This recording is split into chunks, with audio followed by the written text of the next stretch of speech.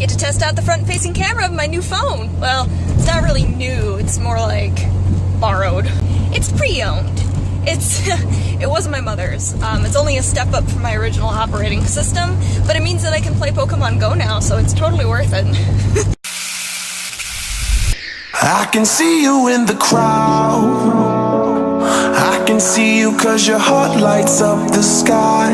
I can hear you screaming loud, roaring like the thunder in the night. You're everywhere I go.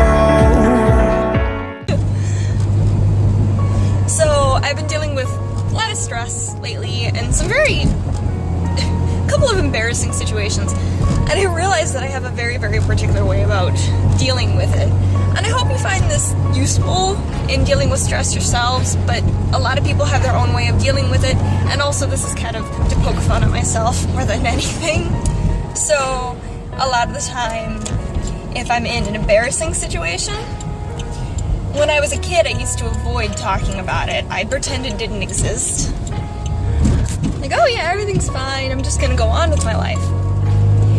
But I've discovered that as an anxious person, I tend to feel better if I confront the situation head on, which is even more embarrassing sometimes, but I'll feel better about it in the long run because it feels like I did something about it. Perfect example. A couple of days ago, I went to a restaurant with my boyfriend, and the waiter that was working there had a very professional way of doing his job. He'd keep this tone of voice going as he spoke, like, "Oh, your table, sir." It was very proper sounding, and it reminded me of a maitre d'. So I did this, "Oh, your table, sir," kind of impersonation while commenting on the fact that he reminded me of a maitre d'. It was meant to be a compliment on how professional he was. But he walked by as I was making the "ha ha ha" sound, and I was afraid that he'd think I was making fun of him or something. So when he came around, I was like, "Oh yeah, I thought you remind me of a maitre d'." And he said, "What?" I don't know if I was saying it wrong or if he just didn't hear me, but I was trying to explain that he had an air of professionalism about him. But because I was trying to say it on the spot, I said it wrong. I almost said the way that you have of serving people, which wasn't the word that I wanted to say. I wanted to say something about waiter, not server. But anyway, the point was that I was trying to clarify myself, to let him know that I wanted to compliment him and not, I wasn't trying to make fun of him. So, I don't know if I succeeded in that or not. I tried. But that's how I deal with embarrassment. Now, the way I deal with stress, sometimes it's not the most healthy way of doing things. Well, this lady's like on her phone. It may not be the healthiest way of going about things, but most of the time when I'm confronted with stress, it's kind of the same thing as when I'm confronted with embarrassment. I feel the need to do something about it. If I sit back on my laurels, I tend to get really stressed out, and I feel helpless and hopeless, kind of thing. I want to find a solution. I want to find something that'll make the situation to make the situation better so that I will feel better. And sometimes it works and sometimes it doesn't. In relationships, it means that I want to have open communication with the person so that we can work to solve a problem. But sometimes I pick my battles too early. I don't let the person kind of relax and chill out before trying to find a solution. And sometimes I bring up a problem when it doesn't really need to be brought up. So there's benefits and downsides to this whole thing. The way that I tend to deal with stress. And I mean, if I'm dealing with a stressful situation at work, trying to find a solution is kind of what they want. They want people to find a way to solve the problem. So I guess that's a benefit. But, trying to figure out how to solve a problem in a relationship can be kind of difficult. In any kind of relationship, this isn't just romantic, but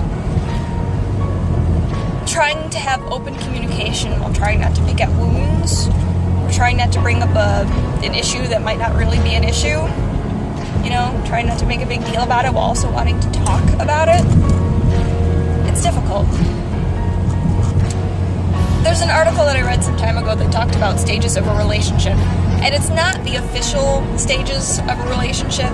Hold on.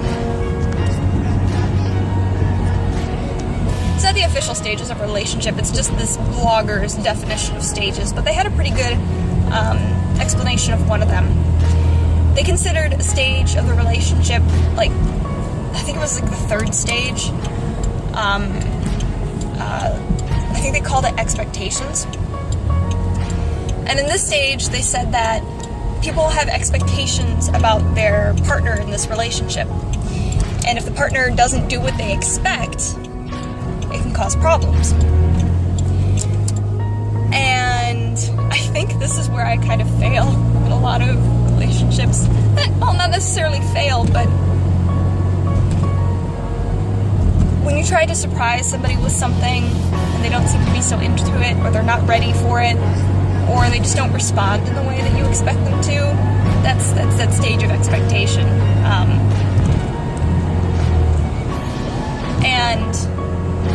I tend to do that a lot. I'm not very good with surprising people with things because I'll either make some big plan that doesn't come together, or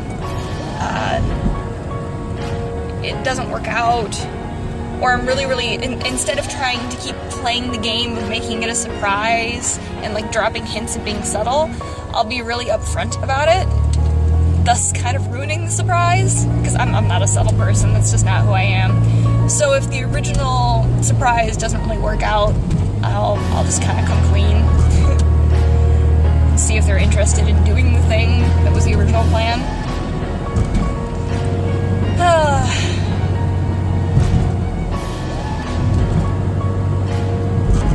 I have this drive, and it kind of blinds me to some other things that can be going on at times.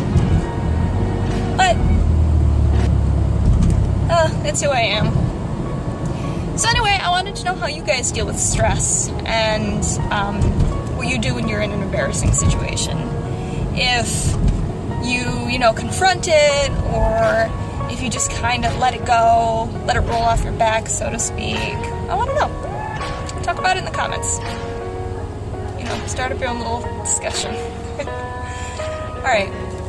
I just realized that I didn't do an intro to this video, but I will do an outro. I hope you have a lovely day, everyone. See ya.